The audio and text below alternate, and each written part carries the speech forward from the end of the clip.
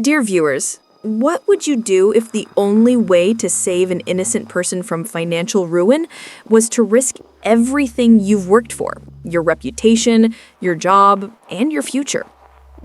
Today's story is about Eva, a young, naive, and infinitely compassionate woman whose belief in humanity faced its cruelest test. Before we begin, please hit the like button, subscribe to the channel, and let us know where you're watching from. Eva, at just 28 years old, worked as a social worker in a hospice unit attached to a major maximum security prison in Texas. She was the kind of person who brought the last rays of light into a place shrouded in darkness. Eva wasn't a police officer or a guard. She was an angel of mercy who helped dying inmates find peace. She had an impeccable reputation, an unwavering faith in justice, and a very simple yet unshakable principle. Every person deserves dignity at the end of their journey, regardless of their crimes. Her colleagues often chuckled at her idealism, but Eva never wavered. She knew that most of her charges had committed terrible acts, but in their final weeks, they became something else, just scared people, battling pain and regret.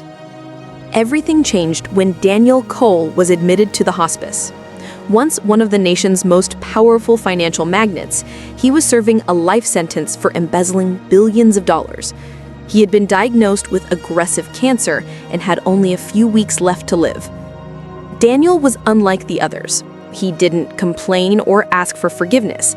He was quiet, cold, and incredibly isolated. His only visitor was his only son, Chris, who himself was serving a sentence in the same prison for minor fraud. Strangely, Daniel never spoke to his son, only exchanging icy, formal nods. Eva spent 3 weeks by Daniel's side. In her presence, he sometimes loosened his iron grip, allowing himself to speak of things beyond his medical reports. One day, he told her, "I don't fear death, Eva. I fear that after I die, my son will be killed, and I won't be able to save him." Eva tried to help, but was legally powerless. She could only offer comfort. The turning point came on his last night. Daniel asked Eva to stay after her shift ended. He began to speak of his son, Chris. Daniel revealed that he had framed Chris for the minor crime to get him into prison. "He didn't want him free. I wanted him safe," he whispered. He explained that his embezzlement was just the tip of the iceberg. The real criminals were his former partners, an international syndicate that now controlled Daniel's vast assets through Chris's trust fund. If Chris were free, they would orchestrate his death to seize his inheritance. In prison, he was protected. But time was running out. The day after Daniel's death, the assets would automatically fall under the syndicate's full control. Then, Daniel, overcoming his pain, Eva, looked directly into her eyes and uttered words Spend that my last shattered night Eva's with me. entire world. Otherwise, no one will ever know the truth about Chris and where the evidence is hidden. If you do this, I will give you the key. Eva froze. She understood that his words carried a double, provocative meaning. It sounded like an intimate request from a dying man seeking warmth and comfort. But in the context of a prison and her job, it was professional suicide. If anyone found out she had spent the night with an inmate, she would be fired, lose her license, and potentially face charges. But he looked at her with such desperate pleading that she realized this wasn't blackmail for intimacy, but the only way to access the secret that could save an innocent life. She saw it not as lust, but as a father's final desperate cry. Eva made a decision that went against every rule she had ever followed. Eva lied to the guard, saying Daniel's condition had rapidly worsened and she needed to urgently complete paperwork. She stayed. That night, they didn't share intimate moments. They spoke of justice, sacrifice, and fear. Daniel didn't ask her for anything that would compromise her honor. He simply looked at her, knowing she was his last chance.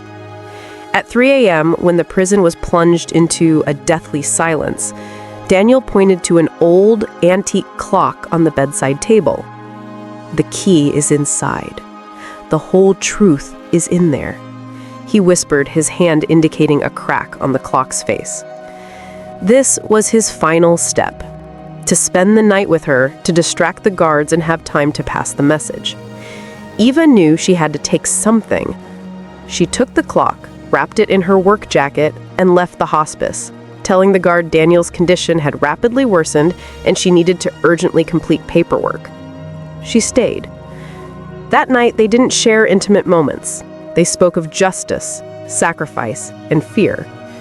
Daniel didn't ask her for anything that would compromise her honor. He simply looked at her, knowing she was his last chance. At 3 a.m., when the prison was plunged into a deathly silence, Daniel pointed to an old, antique clock on the bedside table. "The key is inside. The whole truth is in there," he whispered, his hand indicating a crack on the clock's face. This was his final step: to spend the night with her, to distract the guards and have time to pass the message. Eva knew she had to take something. She took the clock, wrapped it in her work jacket, and left the hospice, telling the guard Daniel had fallen asleep. In the morning, she learned he had passed away.